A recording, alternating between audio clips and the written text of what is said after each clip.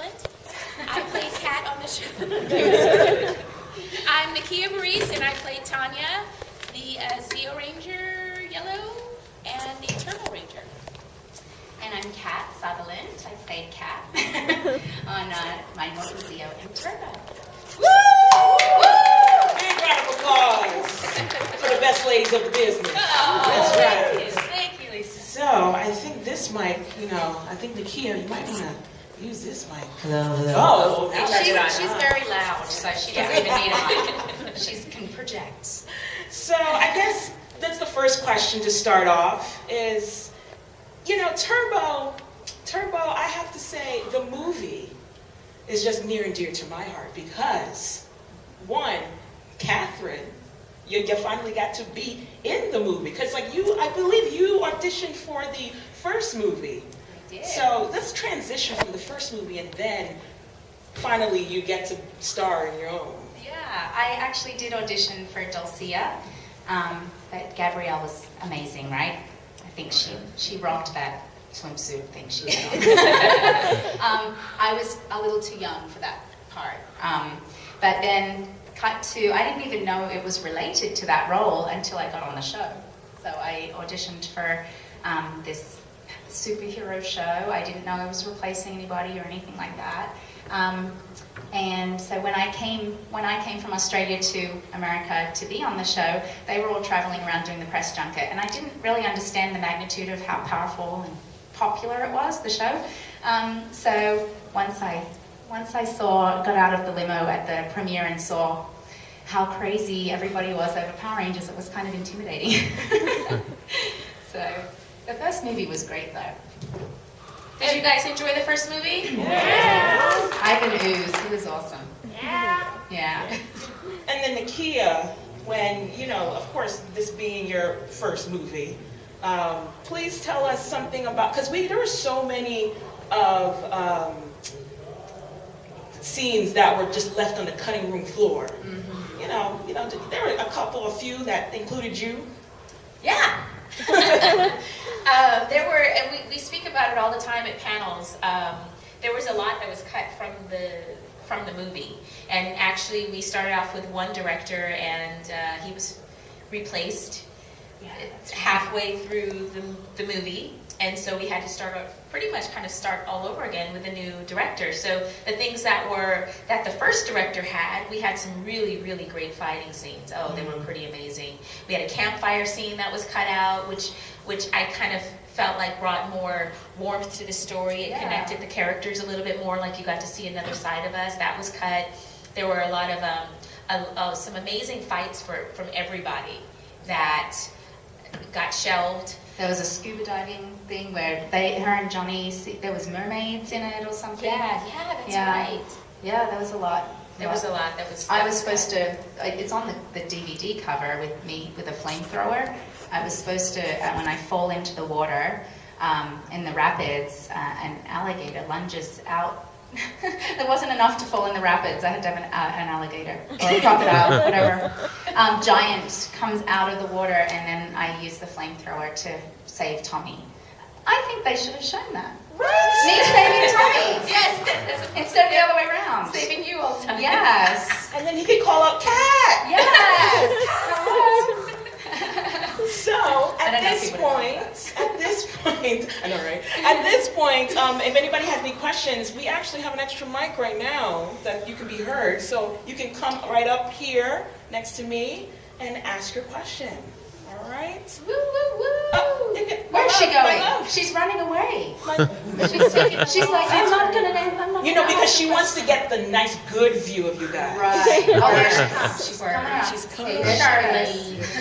Didn't want to get in front of anybody.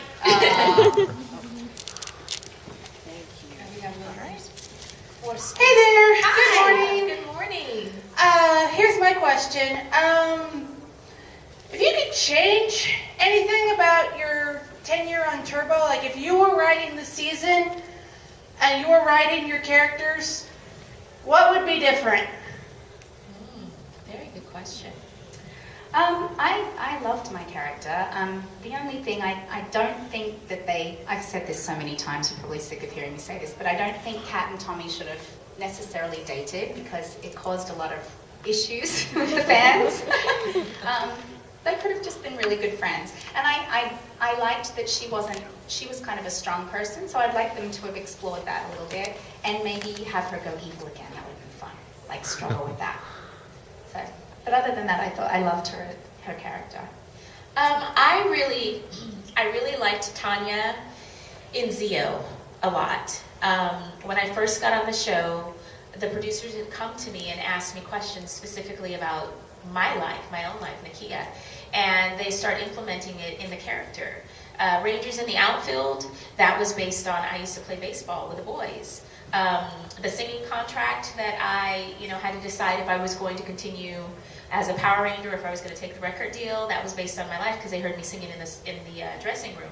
So I felt like Zio, I had a lot more storylines, and then I felt like by Turbo time, Tanya was kind of like one of the background Rangers. So I felt like I wasn't as significant of a character. Like I was Power Ranger, but I didn't feel like I didn't have very many storylines.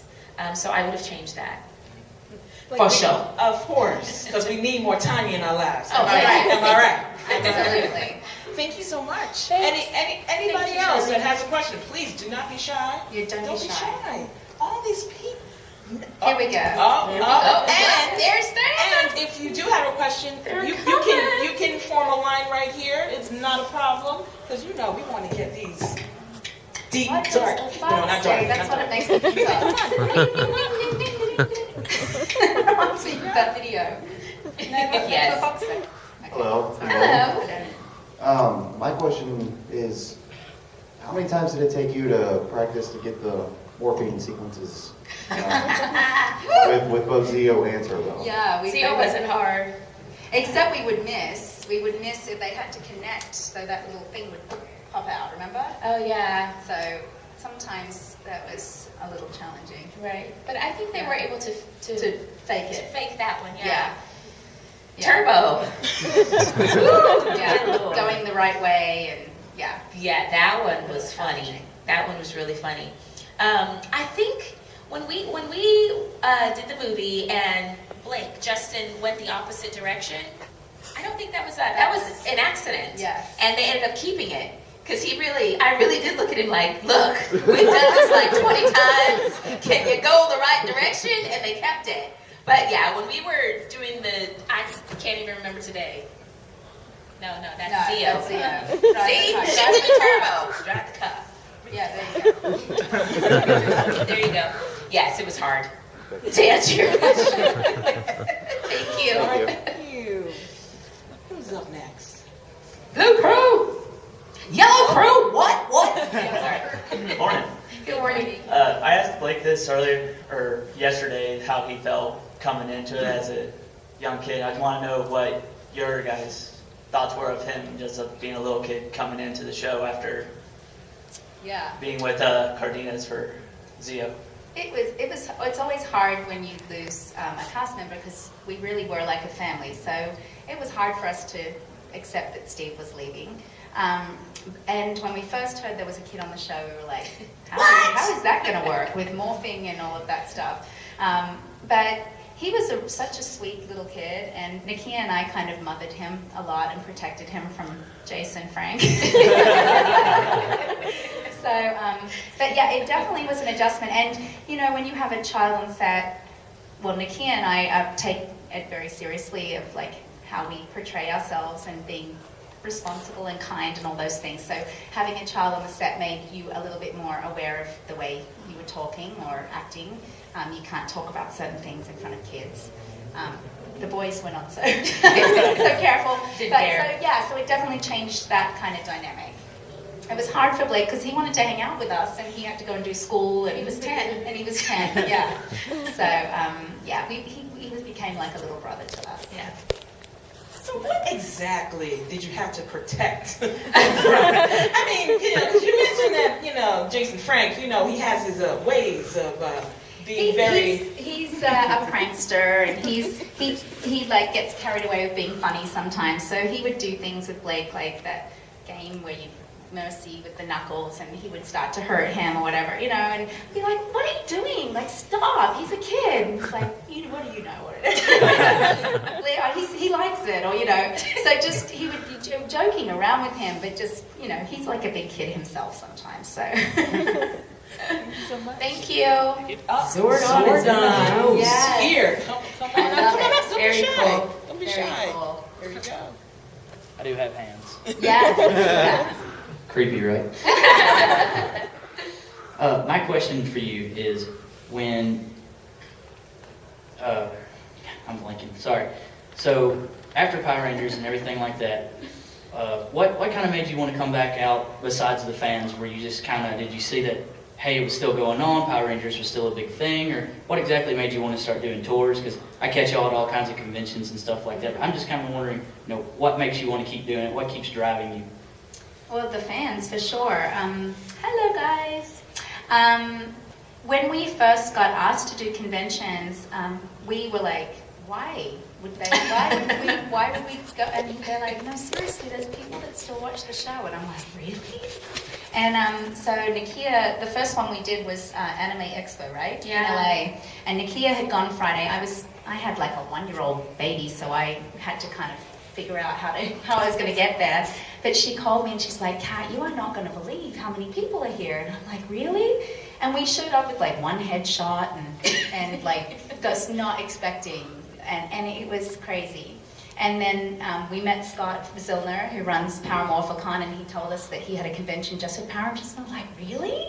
So it's just kind of gone from there. And, you know, we started off doing 1 or 2 conventions in the beginning, and now we do, you know, 12. Some of these guys go out twice a month, every week. Like, it's crazy. And it's all because of you guys. And we come out for you. That's why we're here. So I remember when MySpace was around, I didn't even know conventions existed, and apparently they've been around for many, many years. yeah. Someone had contacted me on MySpace, and they were dressed as Tanya, and I was like, what is that? How are you dressed like me, and what is going on? She was like, when are you going to come to a convention? I was like, what is a convention? Yeah. Like, I didn't know any of that. So yeah, the first experience was at the Anime Expo, and I called Kat, and I was just like, you actually know who I am? Like, Yes. what? And could tell me about the episodes that I was in, and how Power Rangers impacted them. It was just mind-boggling. It still is. It is. It's a blessing to be able to share memories with fans, and most of you, a lot of you were, you know, 5, 6 years old at the time, or could have been a little bit older in high school or whatever, but that to know that Power Rangers impacted you the way that it did, it's just an Yes. absolute blessing. And then seeing you share it with your kids, you know, like you guys share it with your children, and it's something that you get to enjoy with them, and then we get to meet your kids and watch Yeah. them grow up. There's a little boy here, I don't know if he's in the room. No, he's not here today, but I've watched him grow up. He's been at this convention every year, so he's now 9, and I met him when he was 3. And his dad is a huge Power Rangers fan that introduced it to his son, and it's really fun. Yeah. It's really fun. And it helps that Netflix is around now, because you can watch the old episodes on Netflix. And our bad hair and our Yes. high-waisted Woo! jeans. And hair clips that are right on my forehead. Nakia's horns, Yes, I call them Nakia's horns. Now,